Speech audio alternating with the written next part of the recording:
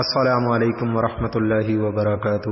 میرے محترم سامعین مکرم، عزیزان احباب، آپ کا میزبان حافظ محمد عمر تعلیمات اسلام کے ساتھ آپ کی خدمت میں حاضر ہے۔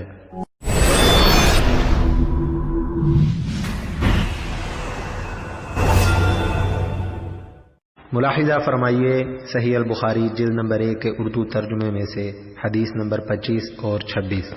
نحمده ونصلي على رسوله الكريم، اما بعد فاعوذ بالله من الشيطان الرجيم، بسم اللہ الرحمن الرحیم۔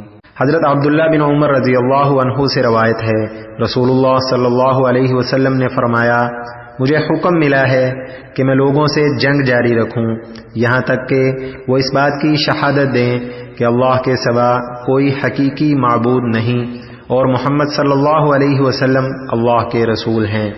پورے آداب سے نماز ادا کریں اور زکوٰۃ دیں۔ جب وہ یہ کرنے لگیں تو انہوں نے اپنے مال و جان کو مجھ سے بچا لیا سوائے حق اسلام کے، اور ان کا حساب اللہ کے سپرد ہے۔ ارشاد باری تعالی ہے، وَتِلْكَ الْجَنَّةُ الَّتِي أُورِثْتُمُوهَا بِمَا كُنْتُمْ تَعْمَلُونَ، اور یہ جنت ہے جس کے تم اپنے عمل کے بدلے میں وارث بنے ہو۔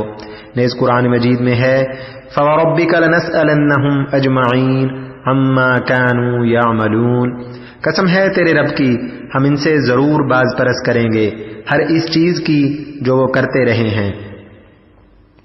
اس آیت کے متعلق اکثر اہل علم کہتے ہیں کہ اس سے مراد لا الہ الا اللہ کے متعلق سوال ہونا ہے۔ نیز ارشاد باری تعالی ہے، لمثل ھذا فلیعمل العاملون، ایسی ہی کامیابی کے لیے عمل کرنے والوں کو عمل کرنا چاہیے۔ حضرت ابو ہریرہ رضی اللہ عنہ سے روایت ہے، رسول اللہ صلی اللہ علیہ وسلم سے دریافت کیا گیا، کون سا عمل افضل ہے؟ آپ صلی اللہ علیہ وسلم نے فرمایا، اللہ اور اس کے رسول صلی اللہ علیہ وسلم پر ایمان لانا۔ سوال کیا گیا، پھر کون سا؟